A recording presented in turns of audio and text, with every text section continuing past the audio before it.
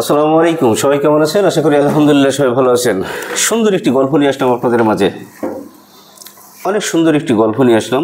গল্পটা হচ্ছে এরকম যে আমি যদি কারোর জন্য গর্ত করি, সেই গর্তের ভিতরে কিন্তু কখনো না কোনো সময় আমাকেই পড়তে হবে। এরকম একটি গল্প নিয়ে কিন্তু আপনাদের মাঝে হাজির হলাম। বিষয়টা হচ্ছে এরকম, গ্রামে কিন্তু একটি কলু থাকে বা একটি এলাকায় কিন্তু একটা কলু থাকে। সেই কলু হচ্ছে তেল তৈরি করে, ঘাইন গাছের তেল দিয়ে, এই সরিষা দিয়ে তার থেকে কিন্তু তেল তৈরি করে, আর তাকে কিন্তু কলু বলা হয়। আর এই কলু বাজারে যখন এই তেল বিক্রি করে, বিভিন্ন দোকানে দোকানে তেল দেয়। ঠিক এই তেল দেওয়ার সময় কিন্তু একজনের সাথে খুব একটি সুসম্পর্ক হয়, অত্যন্ত একটি সুসম্পর্ক হয়। যে দোকানদারের সাথে তার সুসম্পর্ক হয়, সেই দোকানদার কিন্তু কখনো এক সময় কিন্তু ওই কলুকেও কিন্তু ভালোবেসে ফেলে। ভালোবাসাটা এরকম, দুজনের ভিতরে কিন্তু অনেক সুন্দর একটি বিশ্বস্ততার জায়গা হয়ে যায়। যখন এই বিশ্বস্ততার জায়গা হয়ে যায়, তখন কিন্তু এই তেল কিন্তু ওই কলুর কাছ থেকে আর ওই দোকানদার কিন্তু ওজন কখনো দেয় না। কলু নিজেই নিয়ে দিয়ে আসে, আবার ওখান থেকে কিন্তু ব্যাক এসে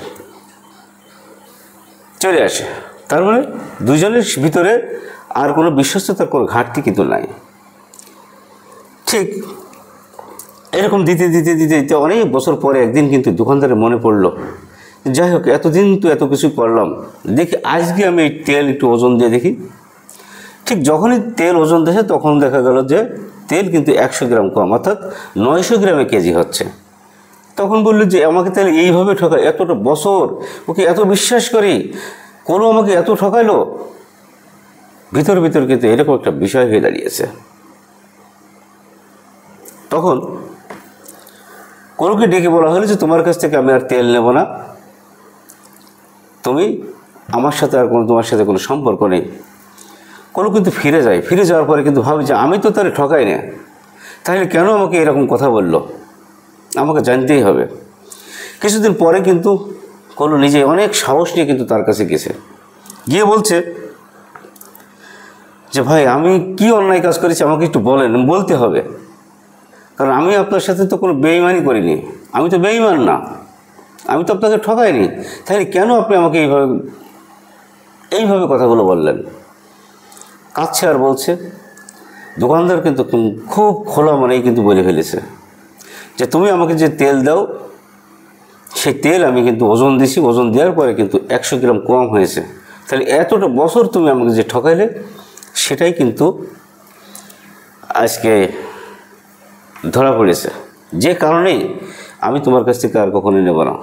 তখন কলু কিন্তু আরও বেশি বেশি জোরে জোরে কাঁদছে আর বলছে যে আমি আপনার কাছ থেকে আমার ওই বাড়িতে যে দুটো গরু আছে, যা দিয়ে আমি ঘাইন গাছটা ঘোরাই, সেই গরুর জন্য যে প্রতিদিন যে 1 কেজি করে ভুসি কিনি, প্রত্যেকটা দিন যে 1 কেজি করে ভুসি কিনি, এই 1 কেজি ভুসি 1 পয়সা দিয়ে কিন্তু আমি ওই তেলটা ওজন দিই, কারণ আমার তো আর কোনো বাটখারা নেই, আমার ওজন দেওয়ার কোনো ব্যবস্থা নেই। তা আপনার দেওয়া এই যে ভুসি, এই ভুসি দিয়েই কিন্তু আমি ওজন দিই। এই হচ্ছে অবস্থা। দোকানদার আর ওই কলুর ভিতরে সুসম্পর্কটা কোথায় গিয়ে দাঁড়িয়েছে? 100 গ্রাম কম ভুসিতে, যেখানে তেলও কিন্তু 100 গ্রাম কম। তাহলে আপনাদের কাছে বিচার রেখে গেলাম, কে কার জন্য গর্ত করলো আর কে সেই গর্তের ভিতরে পড়লো।